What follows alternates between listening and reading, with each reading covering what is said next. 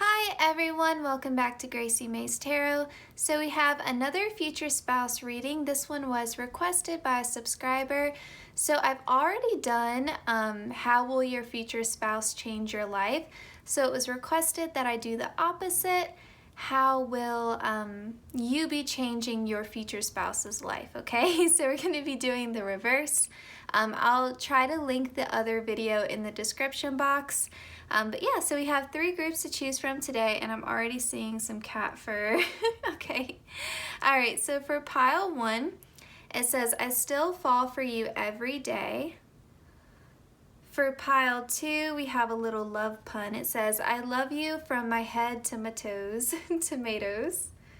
And then for pile 3, we have you make me happy. So take a moment, pause the video if you need to, meditate on the groups. The timestamps will be listed below in the description box, just like always. If I ever forget to put in the timestamps, just let me know in the comments and I'll hurry and do it as soon as I'm able to. But yeah, okay, so let's get into it. All right, pile 1, if you chose I Still Fall For You Every Day, welcome to your reading. So I got a new tarot deck recently. It's called Tarot del Fuego. So I'm really excited to use it. Wasn't expensive at all. I paid $11 for this from Amazon. They also have it at Books A Million if you have one of those close to you if you're interested. But let's see here. Pile 1, a big thank you to my guides and your guides for coordinating these messages. But let's see, how will you be changing your future spouse's life? How will you change your future spouse's life? Pile 1. All right, let's find out. Pile 1. And I was in the mood to use 2 tarot decks today, so that's why I have the Everyday Witch Tarot here too. Okay, so we have the 5 of Swords. Oh, I'm sorry, there's a siren going. There's a fire station down the road from my house, so that does happen pretty frequently. Ooh, 6 of Wands, 10 of Wands. Okay, this is really surprising because this deck has been shuffled so many times because I was playing around with it all last weekend. So the fact that you still got the 9, 6, and 10 of Wands, that's really significant. Let's get one more card here. Oh my gosh, the Page of Wands. Okay, so a lot of fire energy. Bottom of the deck, we have the 4 of Cups. This is interesting here. The fact that we have the 4 of Cups on the bottom, especially with the way it's depicted here.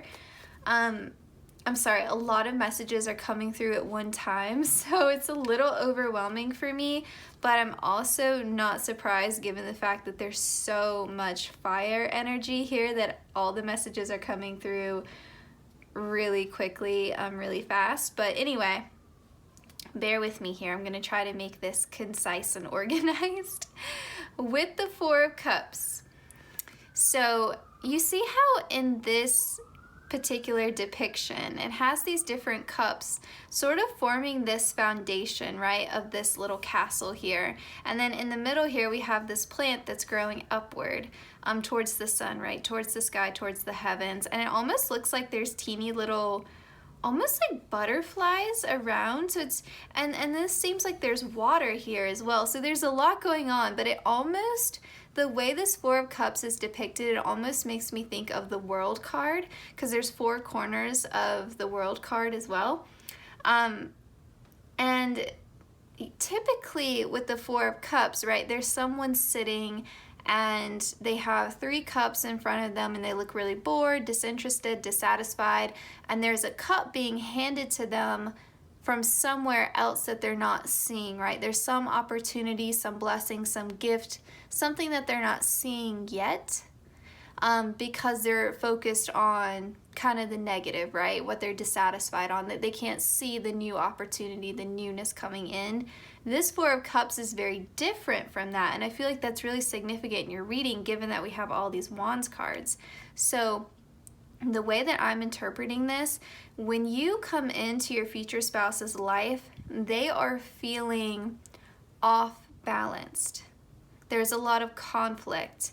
I think that they are really very heavily in this fire energy when you come in, and you almost come in like a lightning bolt, and you see these Five of Swords, you cut through all this fire. You see all this fire here? You're cutting through the fire. You're cutting through the heat. And so I think there's something about the way that you think and the way that you speak. There's something about that that really cuts through these heavy, hot emotions that your future spouse is going through at that time, and you give them some sort of epiphany, some sort of clarity on something that I feel like they've been really struggling with for some time. It's almost like with the Page of Wands here, and you see all these eyes in the dark and these heavy mountains, and it's almost like your future spouse has been going on this path where they've had to face a lot of uncertainty. At the same time, they've had a lot of people watching them, a lot of people judging them. I do feel like to some extent, your future spouse garners a lot of attention. So maybe it's like, maybe they are the child in their family who has a lot of expectations placed upon them. You know how some parents will look at the eldest siblings and put a lot of expectations and standards on the eldest child, but they don't really do that with the younger children. There's something about like, there's a lot of focus, a lot of attention on your future spouse. So maybe they have like a leadership position at their job. Maybe a lot of people answer to them. Maybe their family just has really high standards for them. Or maybe they're kind of like a little bit of the leader of their friend group, or there's just something about a lot of eyes being on them. Maybe they have a large social media following. There's just something there about a lot of people judging them. And it's just sort of like your future spouse is known as someone who succeeds, and so there's a lot of pressure to maintain that level of success. So with the Nine of Wands, they're constantly working really, really hard. They're trying to climb a burning tree, okay, to get this little cup of water. Like, there's so much. All these little ghosts kind of like flying around to them. You know, it's a lot of fear of failure from their past. The Six of Wands, like, it's almost like their success, their victory is a double-edged sword because it's very bittersweet. It's like they can't enjoy their success because they're so afraid. It's like the higher I climb, the further I have to fall. And it's almost like their success haunts them to a degree because they're so afraid they won't be able to sustain it. They keep trying to sustain this fire, this passion, this creativity, this will to achieve, because they're very driven. And with the Ten of Wands, they keep trying to do it all on their own. With the Fox, they're very clever, they're very smart. Even with the Moon, like, they have really good gut feelings, really good intuition when it comes to business, when it comes to making connections and networking. There's just something there about this fear of failure that I think cripples them. And it cripples them in the sense of they can't stop going, they can't stop moving, they have to do. And I feel like all that passion, drive, need to succeed that pushes them forward, this need to express this creativity, this need for an outlet to channel all this fire into, all this passion, because I think that they also really have strong emotional reactions to when something isn't going the way that they expected it to within their career, within their job, within their material success. But it's not, they're not driven by money though. There's something inside of them. It's this need to achieve for the sake of the applause, for the sake of the positive attention. It's like they feed off of that. They have really entrenched their self-worth and their self-value, their sense of confidence into this ability to succeed. And I feel like they are successful in a field where it's really hard to find success. Really hard. They're like 1 in a million kind of thing. Not to be dramatic, but I don't think that they have a traditional career path is what I'm saying, or they have created their own business. There's just something there about them really hustling, but doing it in a non-traditional, creative way. And it's like that chip on their shoulder from when they first started out has not gone away. It's gotten worse with time. They continually feel the need to outdo themselves and to continually maintain this level of success because they never want to give the naysayers, the people judging them, the people watching them, any room to say, I told you so. I told you you would fail.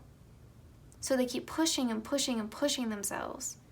And again, it's not even for the material success. It's for that external validation, that praise from other people. And even the criticism, like they feed off of it. They feed off of it. So with that 4 of Cups now, going back to that, you come in and you disrupt all of this. You bring the stability. You bring the emotional stability. You bring the mental clarity. But you do it in a very, like, let's find out some more information about this. Like, how are you disrupting this drive that they have, this fire? How are you disrupting it? Ten of Pentacles, 10 of Pentacles. Let's see, how are you disrupting it? King of Cups.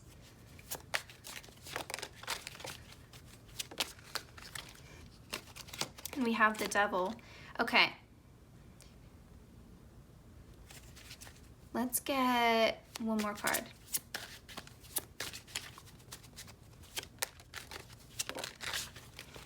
Yeah, 8 of Swords.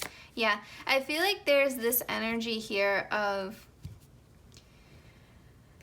there's really this energy here where your future spouse didn't realize. It's funny. It's like they started on this path because they had this need, this craving, this yearning for freedom, okay? Like they really wanted to prove everyone wrong, show everyone what they were made of, what they could do, and they did that. They achieved that. But instead of it being this freeing, liberating moment, they chained themselves to it. They were like, it wasn't enough. They felt so good when they finally got that validation, when they finally got the praise, the applause they had been yearning for. When they finally reached that moment of success, instead of being like, I feel free, now they felt addicted. Now they felt like they needed that high again. And when I say high, I mean that high of feeling almost like invincible, feeling that sort of that warmth of having everyone's approval, having the approval of people that you never ever thought you would get it from. And I really think for many of them it's their family because it feels deeply personal. It even could have been an ex-partner that maybe put them down verbally, but there's just something there where there's one person or two people, if it's both of their parents, there's something there about really wanting and craving someone in particular, their attention. I do feel like in general, like they want the praise, they want the applause on a larger scale, but I also feel like there's something deeply personal about this. And it's like you remind them, you bring this reset in where you remind them what it was all for. You remind them that, like, what is the point of all this success? What if you just work yourself into the grave? Like, what is the point of it if you don't take time to enjoy it? 10 of Pentacles. If you don't take time to enjoy it and share it with the people that you love, if you don't take time to even create a family or create, and when I say family, it doesn't necessarily mean like getting married and having children. We're talking about your future spouse, but if you want children, that could definitely be a thing. But even if it's just having pets and having good friends around you and having a partner, whatever resonates for you, but you just bring that in. You show them, like, what is the point of having all this if you don't stop and slow down, smell the roses, and enjoy it, bask in it? If you don't feel like you have a home, what good is all this freedom? Because it's not even freedom, right? Because you're so hooked in to that external validation, like, until you get in touch with your own internal emotions. The King of Cups. And notice how this king is on his own island here. I mean, there's the cat, there's the dolphin, and the mermaid, but for the most part, this King of Cups is on his own, right? And he's looking out towards the horizon. And there's this message here of you show them how to slow down, but you also teach them the importance of being alone long enough to have time for self-reflection and time to really isolate and find out what it is that you want, how you feel, and where you want to go next, instead of chasing that need for recognition, that need for praise. You bring that in. It's really powerful. It's really, really powerful. I almost feel like also, some of you might feel some kind of way about this, but I also feel like your future spouse is someone who has a real fear of being alone. And I think that's something that, it's funny because they are alone a lot of the time because they're working so much, but when they finally do stop working, it's almost like they were in this habit of having this kind of string of superficial connections. Like, when they finally do come home, they don't want to spend the night alone, if you catch my drift. And it's just like they're keeping themselves so busy, and it's almost like this praise, this applause, this recognition that they get from their success in their career, it's almost like it's junk food to the soul. Like, and it, if you think, like, if you eat a bag of Oreos, like, you're gonna feel kind of good eating them, right? They're tasty. And then when you finish the package, you feel kind of sick, right? And you don't have any energy from it. You don't have any sustenance from it. There's no real nutritional value to Oreos, right? But if you sat down and you had a proper meal, that energy would, that food that you get from the nutrients that you get from the food, I said that backwards, that energy would sustain you for longer and you wouldn't feel sick afterwards. Because it's almost like your future spouse would have these superficial romantic encounters, let's call it that. They would have these casual flings, right? They would feel pretty good during it. And it's almost like as soon as it was over, it's like, well, let's move to the next person, because there's no real warmth here. There's no emotional connection. There's no support. There's no depth to these connections. And so they're not sustaining me in any way. They're not fulfilling any of my, like, real needs with the King of Cups. And there's nothing, and it's not like judgmental or saying there's anything wrong with having, like, you know, casually dating or anything like that.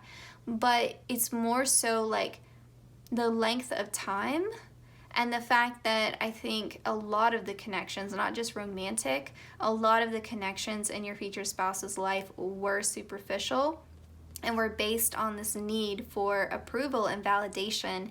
And so maybe for a time, like, your future spouse really also had to work through that ego and kind of ask themselves, why do I need so much praise? Like, why am I constantly seeking this external validation? Because I think on the exterior, they come off as someone who's really confident, maybe even arrogant, but inside there's just this deep-rooted insecurity. And that's why I say I think a lot of it maybe stems from childhood and family expectations, but you free them from this mental prison. And it's because you bring in the emotion. You bring in the emotion. Let's see. Pile 1. How are you changing your future spouse's life? Pile 1. Full moon in Gemini. That reminds me, Gemini, air, the 5 of Swords, that mental clarity. And I think it's because I don't think you're the first person to say something to, I don't think you're the first person to say to your future spouse, you need to slow down. You're running on empty, you know, like you're chasing something that will always be elusive, you know, like you're never going to have 100% of the people in your life loving you, liking you. There's always going to be someone that you're not good enough for. There's always going to be someone who, you know, doesn't really care for you. There's always going to be someone who gossips about you, someone who talks badly about you. You're not the first person to say this, but I think it's the way that you say it. It's the way that you communicate it to them that it finally clicks. And there's this energy here of like, it's not that they want to change for you, because I think this King of Cups was always there. It's like they went down the wrong path with the Page of Wands here. They went down the wrong path, and they threw themselves so much into that fire energy that everything else was thrown off balance, especially the water, especially the emotion, but also their mental clarity, also the grounded energy. So it's like you bring in the air, the earth, the water. You bring it in. Because if you think about it with the devil, where's the devil at? The devil is in, I don't know if I'm allowed to curse on here, HE double hockey sticks, right? Like the devil is surrounded by flames. The devil is surrounded by fire, right? That's the devil's whole like gig, right? Fire. So it's like your future spouse just took it to an extreme. Fire energy is beautiful, right? It's creativity, it's passion, right? It's beautiful. But anything taken to an extreme can be detrimental, right? And so I think over time, it's like because they never really dealt with that insecurity, it morphed into arrogance, I think. And this need for the ego to be fed, and it's being sustained off of this junk food of like, you know, these superficial things and superficial connections. And then we have full moon in Capricorn. So I do feel like you come in at a time where they're closing out that karmic lesson. They're probably going through an ego death. They're really reconciling why this devil is showing up in their life. You know, like they're really, I think, starting to slow down and starting to have a different definition of what it means to be successful. What it means to be really at peace with yourself. And then we have, look at the bigger picture, full moon in Sagittarius. It's again like you bring in a completely different perspective. I think you have a very different philosophy on life and what happiness looks like. I think for you, happiness looks like this 10 of Pentacles. And you introduce this idea of home and family and sort of the comfort that comes with safety and security and stability and predictability, having a routine, having a happy domestic home life, having someone to come home to, having someone to share in your life with. You bring in that concept and you slow them down. Yeah, the Aries and the Sagittarius balanced by the earth and the air. And then we have the King of Cups, water. Again, like it's like all the elements are coming together. 4 of Cups to balance everything out. This is the whole key to your like entire reading here. And I do feel like, given that we have Aries and Sagittarius here, I do feel like these are definitely possible signs of your future spouse, but if not, I feel like this is obviously the energy that they are very comfortable in. And remember, like, they're gonna have an effect on you. So if you haven't watched that other video, I definitely recommend it. But I feel like with the Aries and the Sagittarius, that impulsivity starts to be tempered down, right, with Aries, and that kind of tendency maybe towards selfishness and like independence is tempered down, and instead it's like the positive attributes of Aries get to come forward now with your future spouse. They're still going to retain that sense of adventure, that sense of drive, ambition, right? They're still going to retain that happy-go-lucky kind of fun-loving attitude, right? They're still going to retain that, but now we see other things coming in. And I feel like it's going to feel, change is hard, okay? So it's like, I think your future spouse recognizes this need for this change.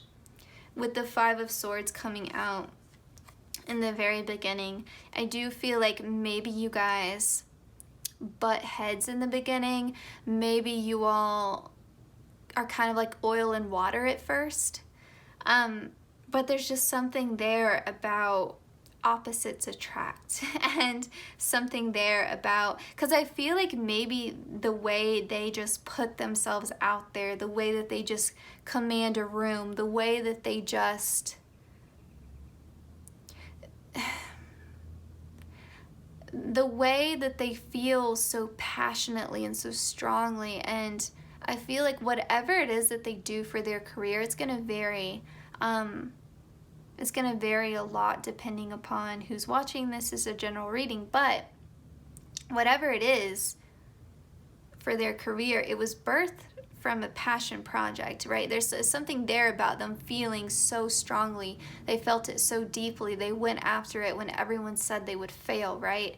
We got that message in the very beginning. So that is very inspiring. Fire energy is very inspiring. So I feel like they're gonna add that to you. Like, you're gonna look at them and say, like, wow, you know? But I feel like also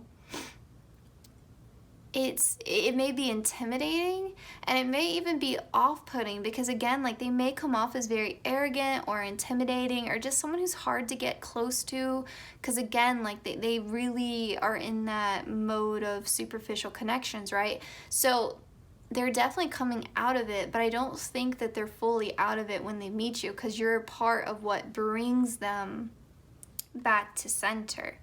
You bring that stability in. So I feel like there's definitely things here that you could learn from them, but, you know, given the topic of this reading, I think if we're asking how you change their life, you bring in stability, you connect them with their emotions, and honestly, you get them to slow down, and you get them to understand what is truly valuable in this world.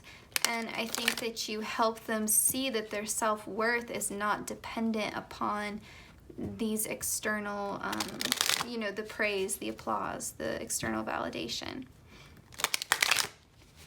Even with the twins, like, it's that balance, right? The yin and the yang.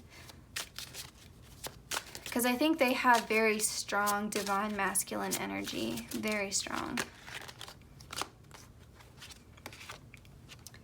We have gratitude, we have protection, and we have attraction. Okay.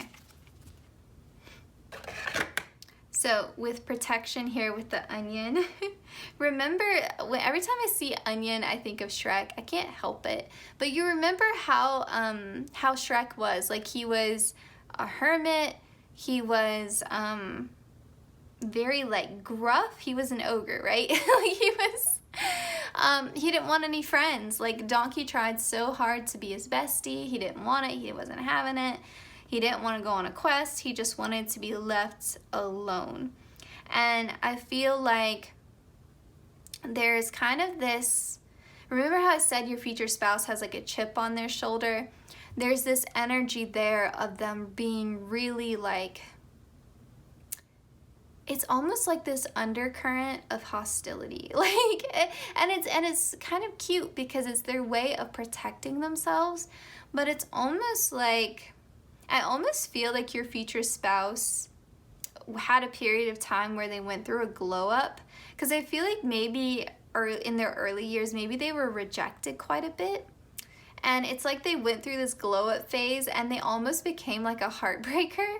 And that heartbreaker kind of thing, it's like, well, you didn't want me back then, and now you want me now, and now it's my turn to reject you. And it's a bit petty. It's a bit petty, that energy, but that's and it's not like I'm talking about specific people returning from their past. It's more of like the type of person. Like the people before that would have been out of their league are now interested in them, and I think it's because of the way they carry themselves. It's because of their success. You know, and like I said, I think they went through this glow up period, but it's sort of like they push people away because they remember what it was like to be rejected. And so it's like there's all these layers before you get to the core of them. You know, it's like they're very protective over themselves. They're very guarded over themselves. And it's kind of bizarre in a way, because in some aspects, they really, really want other people to compliment them and notice them and give them attention. But then when people get close to them and beyond that superficial way, they push them. And so that, again, like, you are disrupting that.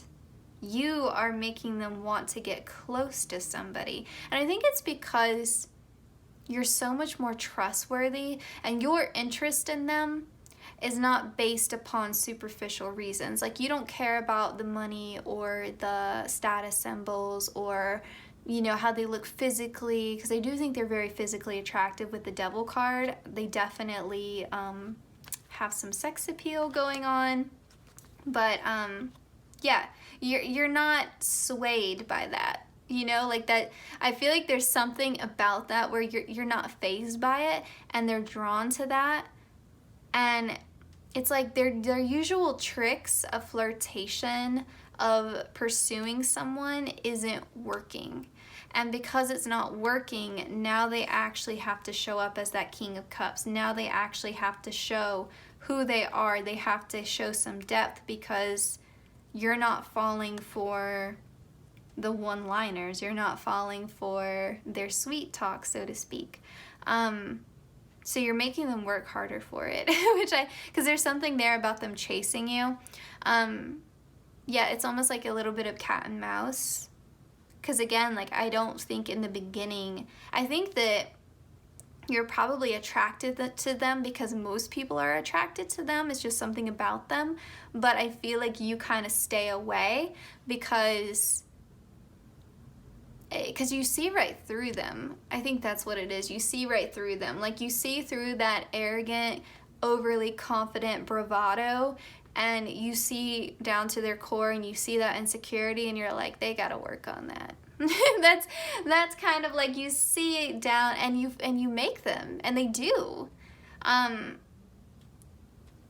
with this gratitude, I feel like they finally, because I think there's also this element here, because they've achieved so much, it's almost like, you can't tell me nothing, you can't tell me anything, like, I got this, this was all me, I'm self-made, I'm self-made, I'm self-made, and you're kind of like, because I think that you watching this video are a more spiritual person, and you're like, well, you did work hard, but, and you sort of make them have a sense of gratitude. You bring in that humility, I think, that is so needed. You bring them back down to earth, you know, and you remind them that there are plenty of talented, hardworking, creative, inspiring, wonderful people who just never make it. Whether that's because of luck or privilege or, you know, I don't know, some sort of universal karma, whatever it is, like, for whatever reason, it doesn't line up for them. So it takes more than hard work and leadership ability and creativity. Like, it takes more than that to succeed. It does. Like, we're told this lie that if you work hard enough, you can be successful point blank, and we know that that's not true, because plenty of people work hard every day and they're not rich, right? They're still struggling to make rent. So yes, I feel like you bring this humility. You make them be grateful. You make them be grateful. And with this attraction card here, there is like something there. Like, you two are there's so much attraction, but I feel like you hold back. You don't give into it because you want them to sort of be knocked down a couple pegs, and they need that. They need that. They need their ego to be checked, and you do that for them. You really do. And not to say your future spouse is a bad person, because I think that they were really wounded. I think they were really wounded by their family, by past romantic partners, whatever the case may be. Like, they were hurt. I think that they come from a difficult, challenging background, and they are a really incredible person. They have done so much. Like, it makes sense they would be so confident, but it would be so much better if they were truly confident and it wasn't this mask of arrogance that they wear that's hiding this deeply rooted insecurity. So that's what it really is. I'm being very, I know I'm being very blunt in this reading, but I feel like it's the fire energy that's affecting me, or maybe their higher self wants to give it to you straight. I don't know, but I feel like this is super honest pile here. Okay, let's see here. Pile 1, how are you changing your future spouse's life? Pile 1, how are you changing your future spouse's life? Oh, here we go. Okay, I love that we got quality time, because remember how I said they were really on a steady diet of superficial connections that were like junk food to the soul, right? So quality time, you slow them down. You make them want to do this for you. They want to show up for you. And I think in showing up for you, I think they reconnect to that original sense of wonderment and fun. Because I feel like there's almost like this inner child in them where they were so lighthearted, and when they originally started off on this path, they had this passion, something that they really, really loved, and they were told it was wrong. And so they didn't listen to it, they overcame it, and they found success anyway, despite that. But it's almost like because they made their passion, their hobby, their job, they were disconnected from that sense of enjoyment that they used to feel. And so I think not only are they now going to be spending quality time with you, and that's going to slow them down, but I think they also are going to start to spend quality time with themselves and reconnecting to that original passion, and maybe even finding and discovering new things that they enjoy. Because I feel like fire energy can be sometimes very laser focused in a way. It's almost like everything can be kind of destroyed except this one point of focus. And they've been overly hyper fixated on this one area of their life, and now you bring in again that balance, the four corners, right? You bring back in the balance, and so now there can be new growth. And I feel like now they understand the value in leisure time for the sake of leisure time. So yes, that's very, they're probably going to be discovering some new hobbies at the time that you guys meet and you start to develop this relationship. Now we have building blocks. Remember, they've been going at their career path on their own. We had the 10 of Wands in the very beginning, right? And the 9 of Wands, they had taken on so much. And so when they succeeded, their success was theirs and theirs alone. When they failed, that failure was theirs and theirs alone. Now they have someone they can build, and I think that takes off some of that pressure.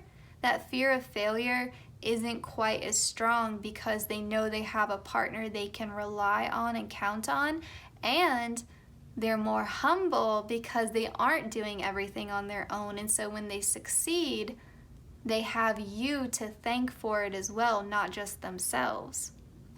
And then, of course, commitment. This is a great card to have in a future spouse reading because to me it signifies a couple different things. Given the amount of fire energy here, I feel like they are going to try to pursue you. It's going to be a bit of cat and mouse. I think that your feelings are going to develop for them over time. I think there's initial physical attraction, but I think the emotional connection comes later, and that's because of them. But because they have a little bit of maturing to do in that area. But I think once you two are together, it is likely, because this person is so decisive and there is a little bit of impulsivity there, they may be the type of person to propose quickly or suggest moving in together quickly. But I also like commitment being here because to me, this signifies that this will be a long, committed, stable marriage, right? Because not every marriage makes it. So I like to see this here. It gives some reassurance. If it was making you nervous that they had that heartbreaker, you know, kind of a restless energy to them before, I feel like that's very reassuring and telling you that they are going to be loyal, committed to you. They're ready to settle down. They're ready to settle down. You know, like they've had their fun, and it's almost like the fun isn't fun anymore. Like they're sick from all the junk food. They, you know, like they recognize it's time for a change. Okay. It's really like a healthier way of living, I feel like. And that I still fall for you every day. I don't feel like the passion is ever going to die with you guys. I feel like that's going to be something that's pretty consistent throughout your marriage and your connection. Okay, so this was your reading pile 1. I hope you enjoyed it. Please like, comment, share, and subscribe. Hit the notification bell so you always know when I upload. I want to say a big thank you to everyone who's been commenting and supporting this channel. I really appreciate it. It's been really cool to see everything grow. And like I said, this was a requested video, so if you have any love readings that you would like to see, any career readings you would like to see, any topics that I haven't covered, just put it down in the comments and I will try my best to accommodate that request. All right, thanks so much, pile 1. Take care, and I will see you in my next one. All right, pile 2, if you chose the cute little tomato love pun, welcome to your reading.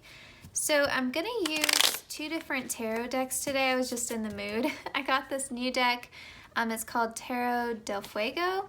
And then I'm also gonna use the Everyday Witch Tarot. I recently found this on Amazon. It was on sale for $11. They also have it at Books A Million, just in case, you know, you like this deck. But let's see, pile 2, we're gonna be finding out how you will be changing your future spouse's life. I did the reverse of this reading already, so I'll link it in the description box in case you haven't checked it out. But that video was how your future spouse is changing your life. So if you're interested in that reading, it'll be listed in the description box. But let's find out, pile 2, how you are changing your future spouse's life. And I'm sorry, there's like cat fur all over this. Of course, a big thank you to my guides and your guides for coordinating these messages. But pile 2. So we have the Hermit. Let me just make sure you can see that. Oh yeah. We have the Hermit. We have the Knight of Cups.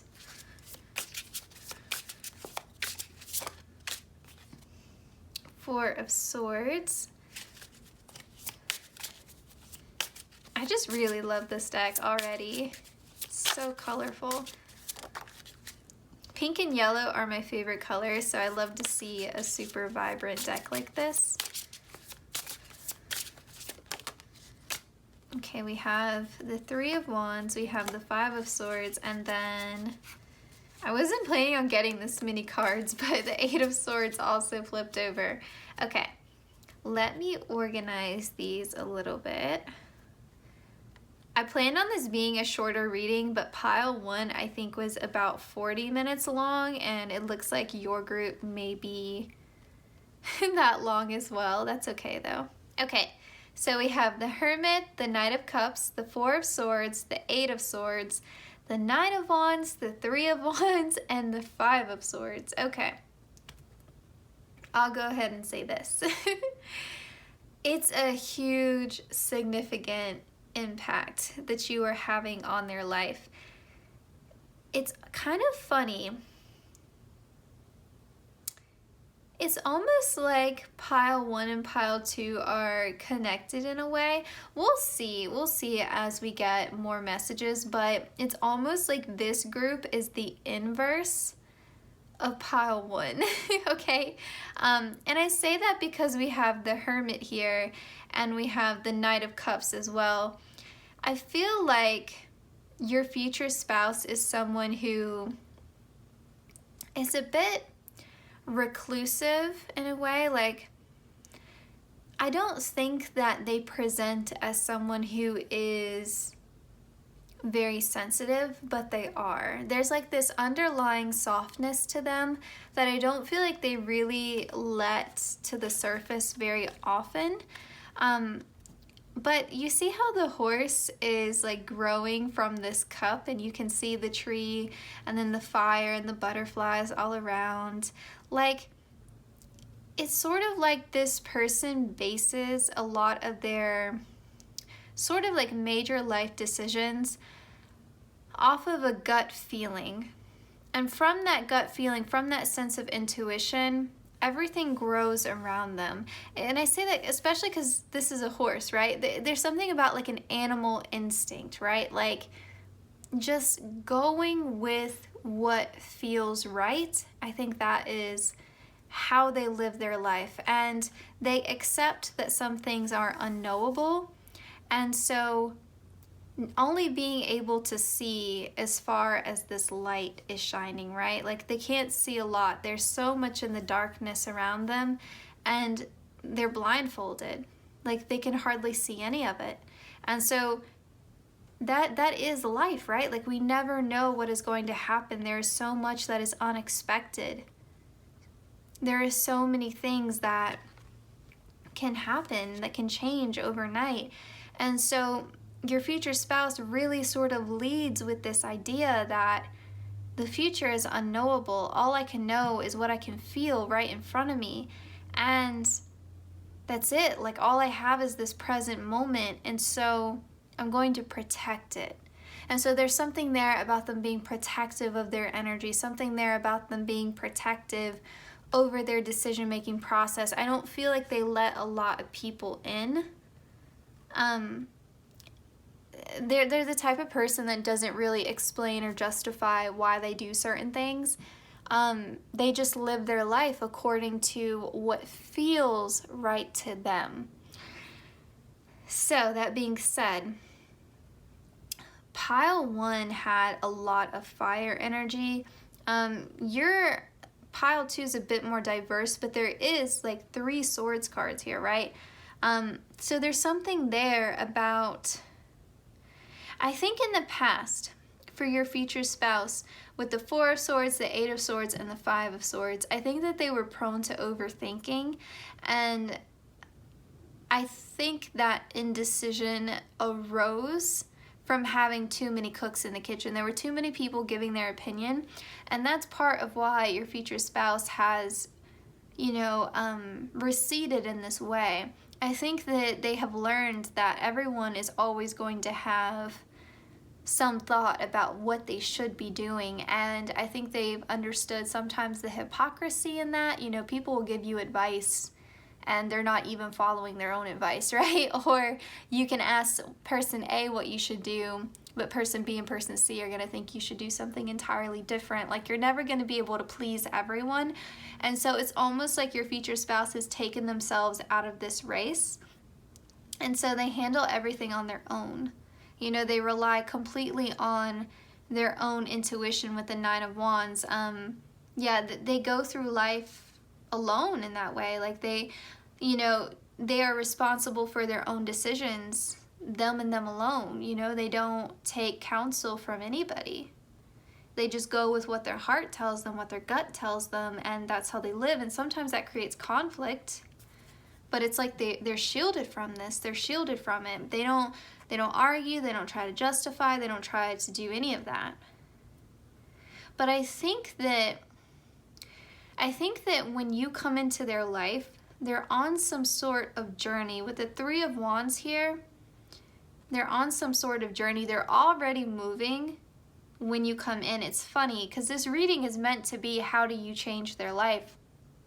I think they're already in this massive transitional stage when you meet them.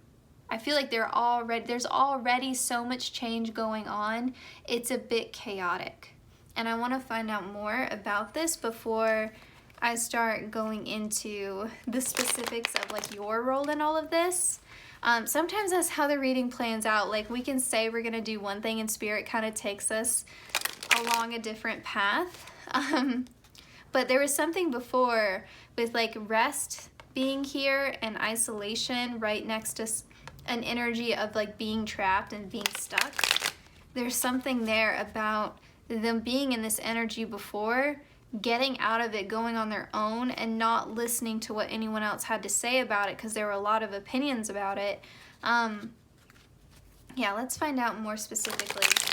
What's your role in all of this? How are you influencing this new path that they're on? Pile 2. How are you influencing all of this? Oh my gosh, the Five of Swords again. So much conflict around them, so much conflict. Two of Wands. Okay, yeah. This is becoming a little bit more clear. We have the Hanged Man. We'll keep that in reverse.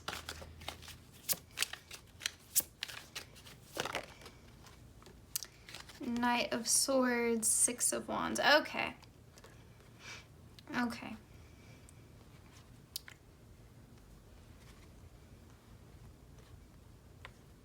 The way this is playing out right now, I'm being a little fussy with the cards, sorry.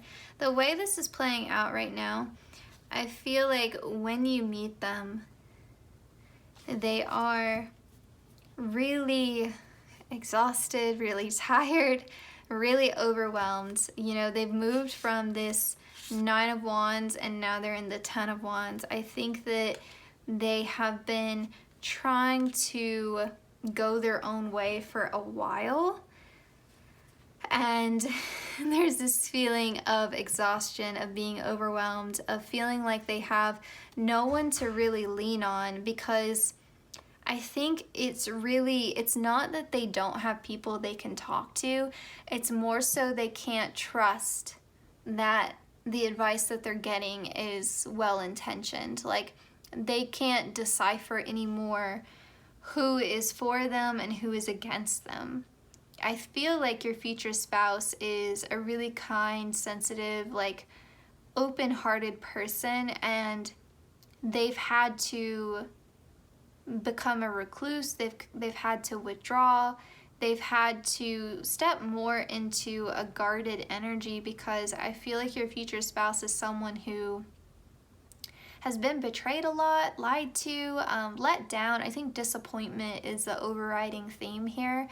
And because of that sense of disappointment, and I don't even think it's just, you know, like past romantic partners. I don't think it's that. I think it's family, friends, people they really, really trusted have let them down repeatedly. They've been in these very like gossipy, you know, like toxic environments where, you really have to be careful about what you say. You have to be careful about who you open up to. I don't feel like their secrets were kept. I don't feel like they were extended the same compassion or loyalty that they gave so willingly. So I've been through a lot with Five of Swords coming out twice here. I mean, there's been so much conflict, and I feel like they are naturally a giving person, and so that warmth and that light that they shine outward attracts a lot. And sometimes it's positive, and sometimes it's people who cannot create that light for themselves, and so they're very draining to your future spouse in that way. And I feel like they've gotten used to this isolation. They've gotten comfortable in it, because it feels safe, right? It feels very safe. And there's this yearning for more. Like, they want more. They want to experience more. They know life is not meant to be lived in isolation. I'm also getting they're very close to their pet. If they have a pet, they are very, very close to their pet. It's either a pet they had in the past or a pet they have currently, or maybe they're just a huge animal lover and they find it easier, to spend time with animals than people. But there's something there about just animals love them, and they have, I think, a pet that they are very close to. But yes, so I feel like there's just something there about them being a bit alone, and they're ready for a transformation. They want to get back out there. They want to open up to people again. They want to trust again. They want to heal. They want, there's like this desire for this transformation, because I think that they feel strong enough now to do it.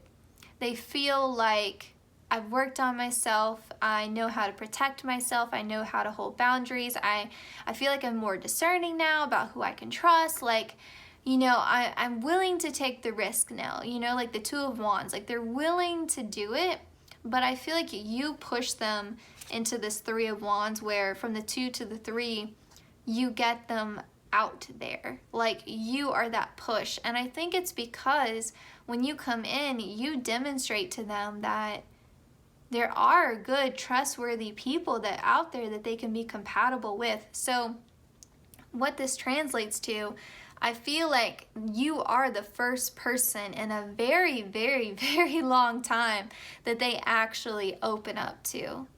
And you are sort of the domino effect. You are the first person that kind of sets off this chain reaction to where they go from having no one to now they feel like they have found family. Like, they feel like they have friends that feel like family. They feel like they have good people around them. And whether that's you introducing them to new people, or it's just that you help give them that necessary confidence boost to put themselves out there again, to make new connections, but you bring that in. And it could be that they end up being very close to your family and your friends, but this is a general reading, so that could vary. But there's just something there about you helping them get out of that.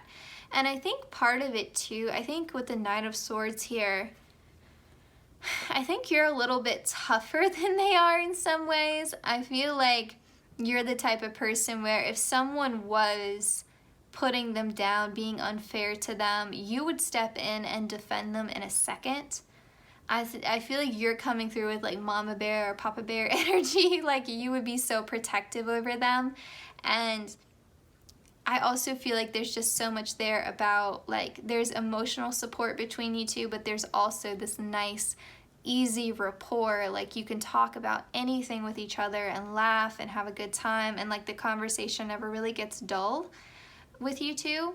And I think that also reminds them of how good it feels to have social connections. And so it's this introducing, because with the Hangman in reverse, it's like they have a new perspective now on what connection looks like. But not only that, but they're not alone anymore. This is a solitary energy like the Hermit. Now they're not alone anymore. And with the Six of Wands, let's clarify this Six of Wands card. Can we clarify the Six of Wands, please, Spirit?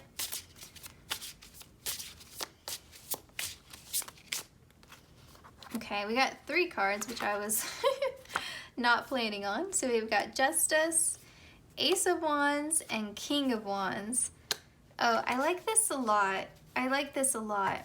So the King of Wands is someone that I would think is very confident, someone who's very sociable, someone who definitely isn't afraid to put themselves out there. With the Ace of Wands, this is a new adventure, new passion coming in, and Justice. This is, and even with the Lion here, makes me think of Leo. Your future spouse could definitely be a Leo or a fire sign. They could also be a water sign with Scorpio, Pisces, and Cancer. Those could, or Virgo with Hermit. Those could be significant energies. But I feel like especially that they may have some Leo energy. This Lion is just really calling out to me here. And with Justice, you know, Libra energy as well. But yes, I feel like you just really get them out of their shell. You get them out of that hermit mode. They feel so much more confident. And I feel like they feel like they have a teammate now. They feel like they have a partner. So if there's something they're wanting to do career-wise, I feel like you coming in is going to give them that extra boost to really go after whatever it is that they're wanting to do. And they're going to be victorious. They're going to be successful. But I think it's as a result of your support. You know, whether that's you just like hyping them up or giving them good advice or, you know, telling them they're not crazy for wanting to do this thing. That could be something that's very positive. Could be too that you get them out of a toxic work environment, or maybe they're doing something big around the time that they meet you, like graduating school, something like that. But yes, I feel like they're going from that Knight of Cups to the King of Wands, and that's a huge transformation of energy. Huge. Like, not only are they moving from a knight to a king, but they're also changing suits. So that's huge. That's huge. And remember, we're just talking about energy. We're not talking about gender here. But with that King of Wands, it's really beautiful because it's like they're going through so much in terms of an internal transformation. And it's like when they meet you and you come into their life, all that inner work they've been doing, because they've been doing a lot on their own before they meet you. It's like when you come into the picture, all that internal work manifests into the external environment, and they finally see the fruits of their labor. Like all that healing, all that work they were doing on themselves is now reflected in their environment. So I could definitely see them experiencing career growth.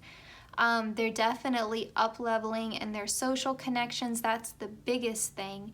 And it's honestly, it's very sweet because now they're walking into a room with their head held high. They love who they are, and they know deeply who they are. With that hermit energy, they have come to deeply, deeply know themselves and their place in the world and how they relate to others. And so by knowing themselves so deeply, by coming home to themselves, they are now in a much more empowered energy, from a knight to a king, right? And so when you know who you are, no one else can put you down. No one else can tell you who you should be or where you should go, because you know yourself. There is such power in knowing who you are. And it's almost like their good karma that's coming in, like the justice that's being served, is that they can finally look in the mirror and see their worth. It's like their worth was shielded to them before because they were too busy listening to everyone else. And so they couldn't see what was right there in front of them all along. They couldn't see that they didn't have to go out in the world and do anything. They held the world already in the palm of their hand. Everything they needed was already within them. So I feel like some of what they've been seeking was already there. Like, that's the odd paradox of it all. And all they have to do is call in and receive what was already there. And so I think they've called in you, for sure. And I feel like you are, again, that domino, that catalyst to a lot of positive change in their life. You are the first reward in a string of rewards. So it's not like you're coming in and being like, hey, you need to do this, that, and the third. It's more of like your presence in their life is the first blessing that this person is owed. Because this person is owed a lot of blessings, okay? Like the universe is ready to gift this person quite a bit. And it's because they've earned it. They've earned it. And so this is the justice that's coming through. Very beautiful. Your future spouse seems like a really incredible person. Let's get some more information about how you're changing their life. This is a very like, at first I was picking up like, remember how I said this reading's kind of like the inverse of pile one? Pile one was very like, almost like hedonistic compared to this group. Like this is a very spiritual group, and pile one was a bit more like heat and like connected to sort of like the earthly pleasures, and this is very spiritual here, very spiritual. And it's funny, like your future spouse is finding their fire. Pile one's future spouse was like engulfed in the fire. It's like two different extremes. Okay, pile two. How are you changing your future spouse's life? What will be your impact, pile two?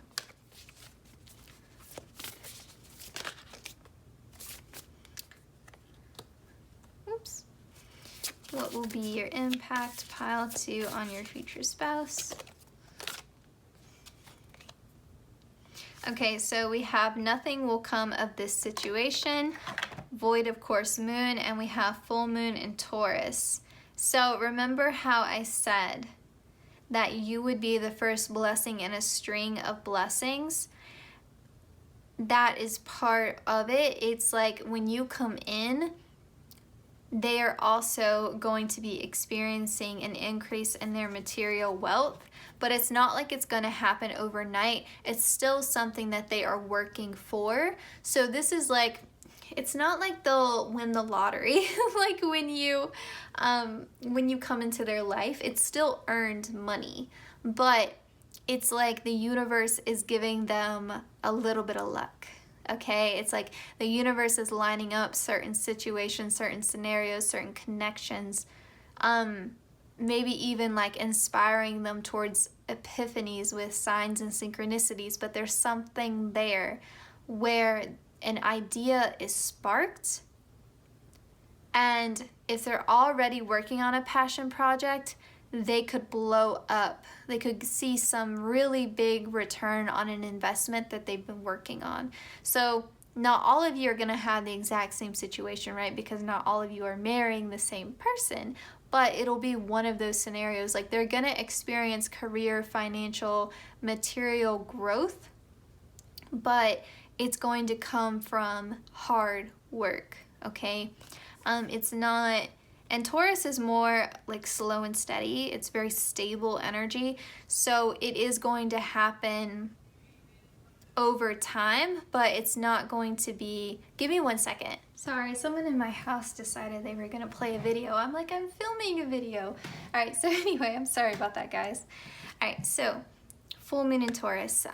This is going to be something they've either been working on for some time and it takes off after they meet you, or they have some sort of idea spark, or they finally do something, they finally start something they've been wanting to do for a while, something like that. So it could be like maybe they wrote a book, forgot about it, and then after they meet you, they decide to submit it to a publisher, something like that. Or if they make videos on YouTube, like one of their videos could go viral, you know, something like that could happen.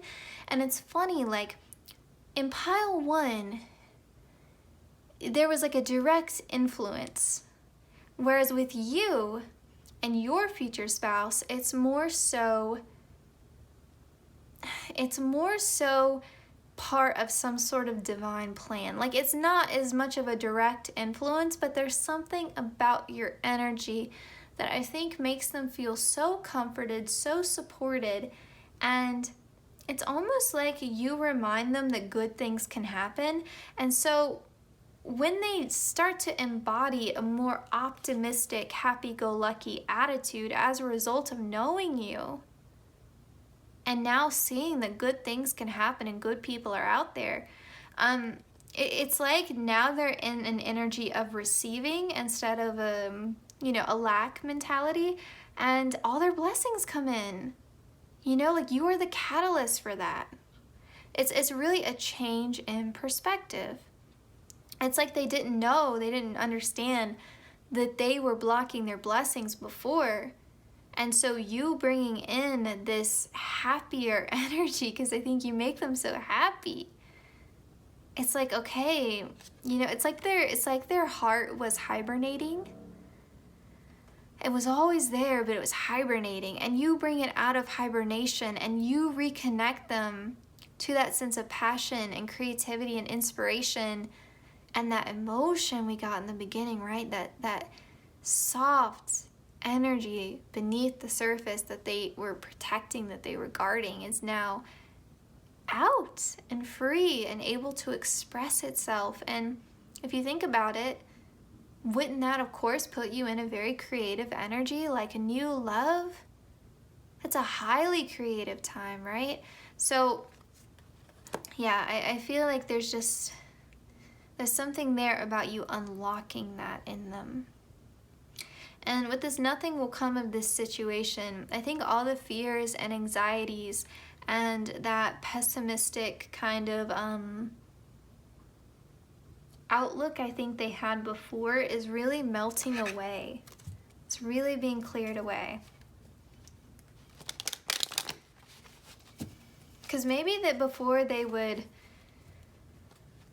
because I think that it's been a lot. It's not like their fears were unfounded or their anxiety was just anxiety. I think that there was probably a lot of reasons, legitimate reasons for them to be afraid and to have fear and worry, but the problem is that they were carrying all of that on their own, and they sort of forgot, I think, that even if you don't have good, trustworthy people in your life, you can still give it over to the universe, God, spirit guides, like whatever you believe in, you can still give it over to them. Like you don't have to carry everything on your own. And maybe they're not a spiritual or religious person, and so maybe that would never occur to them. But maybe you are teaching them that, but you're really showing them that they don't have to carry so much on their own. They don't have to walk this path alone. And maybe they had just, resigned themselves to that. Like it's either be hurt or be alone. That's it. So I'd rather be alone. I'd rather have my peace. And you show them you don't have to choose between peace and having people in your life. Like you can have someone in your life that you're very close to and still have peace. It doesn't have to be one or the other. With ritual, you're changing a lot of their daily habits. You're getting them out of their comfort zone. A little bit more with that Leo energy, the gold. You're teaching them that value comes from the people that we spend our life with, the connection and the experiences that we have. You're reminding them of that, getting them out of their shell, letting their inner light shine outward again. They don't have to be so protective over it. They can share their light, just share their light with the right people. And we have grounding here, we have stimulation, and we have happiness. So happiness speaks for itself, right? Like, I think you're bringing in the light. I feel like you are probably a very warm person as well. And so I think there's kind of this energy too of they didn't realize that someone else could match their light.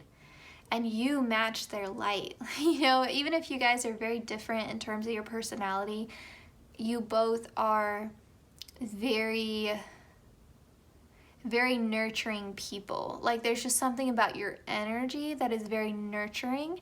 And so I think your future spouse gives so much that even when they're just talking to someone may unload like all of their problems onto them. and your future spouse has that light that people are just drawn to, and so they seek comfort and safety in that light. And I feel like your future spouse ends a lot of social interactions feeling depleted. And when you come in, because your light matches their light, instead of feeling depleted, they feel energized with the chili here. They feel energized, they feel invigorated by that. And that is a completely new experience for them. They didn't know that such a thing could happen. I think they're very introverted, but there's just something there about, like, they didn't know that they could end an interaction with someone and actually walk away feeling more energized than when they started. And so that's kind of groundbreaking for them. But yeah, I feel like there's a lot about getting them out of their head, getting them moving, getting them out of their physical comfort zone. Like, this is someone I don't think that leaves the house very often. So like, you really push them out of that. And I don't think it's you physically telling them, you need to get out more, you need to do this, you need to do that. I don't think it's that. I think it's that you inspire them and make them feel comfortable enough to do so, because they've already had this desire, right? They want to get out of that hermit mode energy. They know that life is not meant to be spent in isolation all the time. Like, they know that. They know there's a time and a place for self-reflection, but you're not meant to always be on your own, right? And so I think that you help them in that way. So we have the Aries energy there with the chili. So lots of fire energy coming in with happiness. I just feel like things are lighter and brighter for them. They're very deeply philosophical, and they can kind of, like, they may go quiet on you sometimes, and you're like, what's going on in their head? What are they thinking about?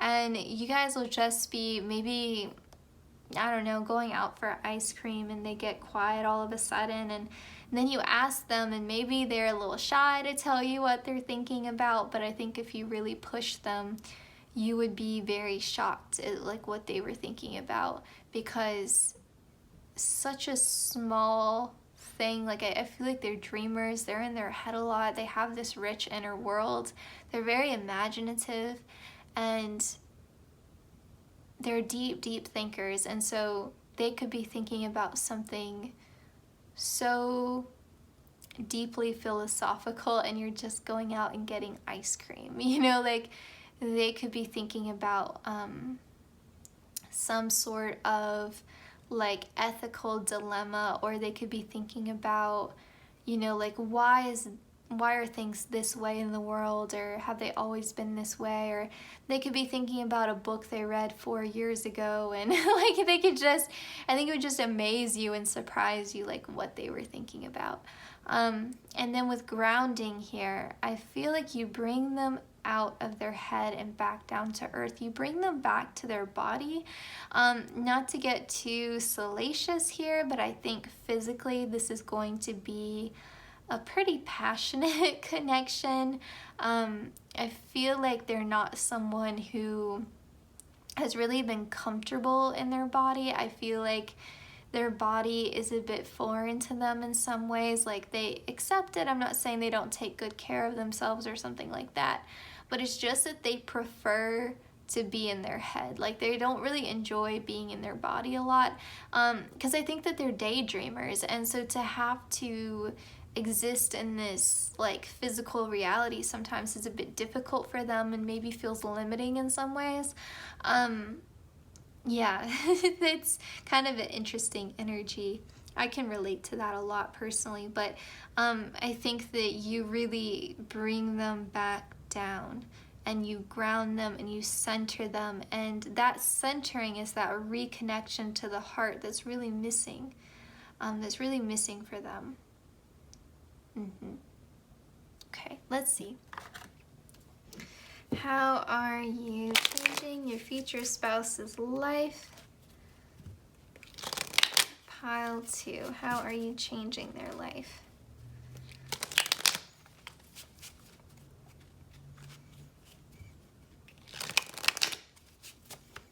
And there's been quite a bit of Taurus energy as well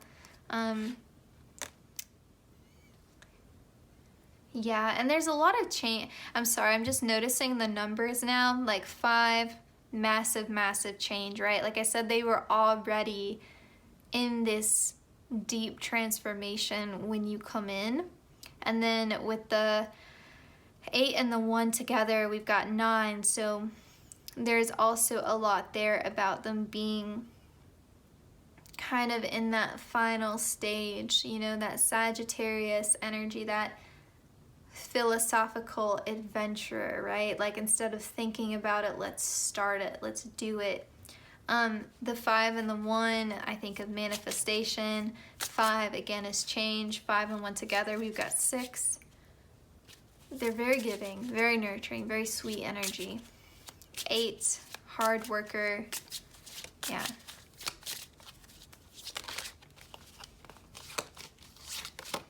Storm. Yeah, there's so much going on. So much going on. Commitment. This came out in pile 1 as well. I love to see that. It's always good to have reassurance. There's too many cards. This is a newer deck, so some of them tend to stick together, so I'm a little bit more discerning about what I take and what I don't take. Okay, these fell in my lap, so we will take them. With this red flags card, I feel like your future spouse is a little bit, like a little bit skittish.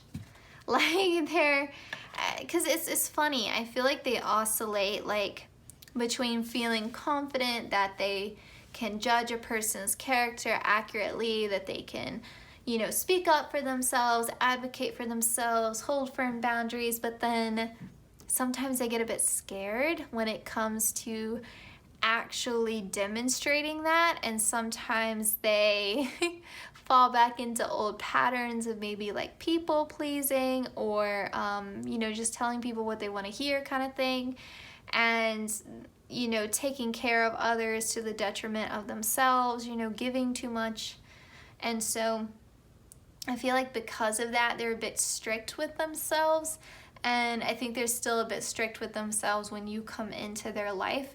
And I feel like they're hyper vigilant towards red flags. Like they're really cautious, and you may even think that they're not interested in you romantically because of this cautious energy that they have.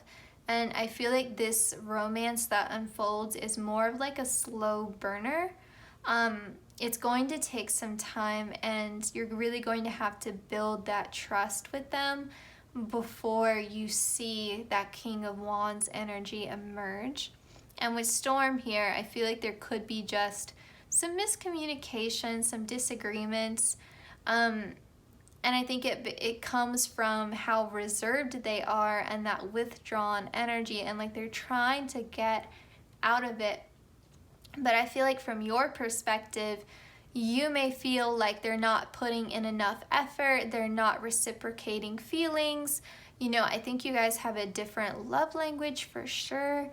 And I think that might be, like, you might need to hear it, and they may be trying to show you, and that could be like where the disagreement is, but it's gonna vary. It's a general reading, but there's something there about, you know, you guys have to be a bit patient with them and understand that it's very much about their past and not anything to do with how much they love you and how attracted they are to you.